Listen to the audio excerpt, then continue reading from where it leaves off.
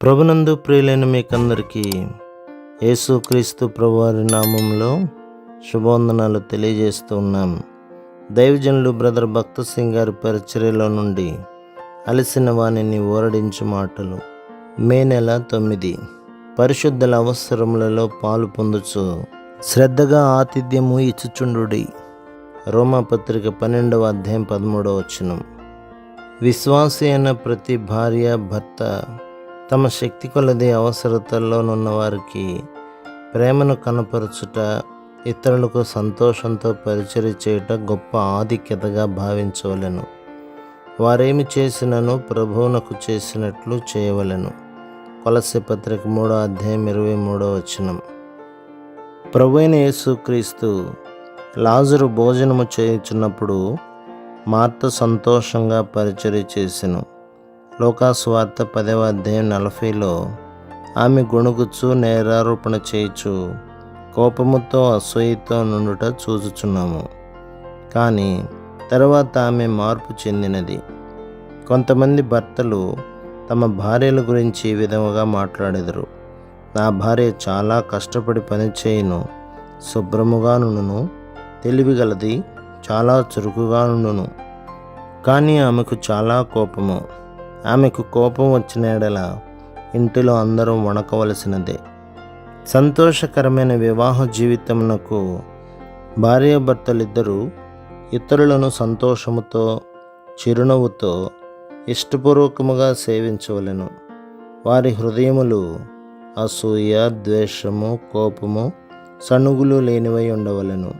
ఒక క్రైస్తవ గృహము పేదలకు, అవసరతలో ఉన్నవారికి, రోగులకు సహాయం చేయు గృహముగా ఉండవలెను. అందరినీ సమానముగా చూచు ప్రేమ గృహముగా ఉండవలెను. మరియు వలె వారు కూడా ప్రభువు యొక్క కృపను బట్టి, దయను బట్టి ఆయన ఎడల కృతజ్ఞత గలవారుగా ఉండవలెను. అప్పుడు మరియ మిక్కిలి విలువగల అచ్చ జటామాంసి అత్తరు ఒక సేరున రేతు తీసుకొని యేసు పాదములకు పూసి తన తల వెంట్రుకలతో ఆయన పాదములు తుడిచెను. ఇల్లు ఆ అత్తరు వాసనతో నిండెను. యోహాను సువార్త 12వ అధ్యాయం 3వ వచనం. 2 కారణములను బట్టి మరియ యేసు ప్రభు యొక్క పాదములను అత్తరు పూసి అభిషేకించెను. మొదటిగా 4 దినముల సమాధిలోనున్న తన సహోదరుడు మృతులలో నుండి లేపబడుట చేత ఆమె హృదయము కృతజ్ఞతతో నిండినది. రెండవదిగా యేసుక్రీస్తు ప్రభు సామాన్యమైన మానవుడు కాడని, దేవుడై ఉండి మానవాళి రక్షణ కొరకు మానవుడుగా నయ్యనని ఆమె గ్రహించెను. కాబట్టి హృదయపూర్వకమైన సమర్పణతో ఆమె ఆయన పాదములకు అత్తరు పూసెను. సంతోషకరమైన గృహము కావలెనని దంపతులు ప్రభు ఎడల భక్తి కలిగి ఆయనను స్తుతించి ఘనపరిచి ఆరాధించవలెను. వారు తమ దినమును ఆరాధన పాటలతో ఆరంభించవలెను. అదే విధముగా దినమును ముగించవలెను. ప్రభు తమ ఎడల చూపిన కృప, దయ, ప్రేమ, నమ్మకత్వమును బట్టి యథార్థమైన భక్తితో ఆయనను ఆరాధించవలెను. అప్పుడు వారి విశ్వాసము బలపరచబడును.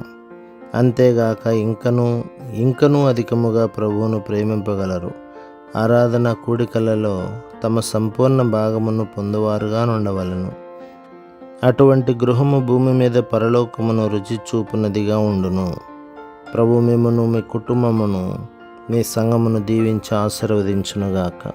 ఆమేన్.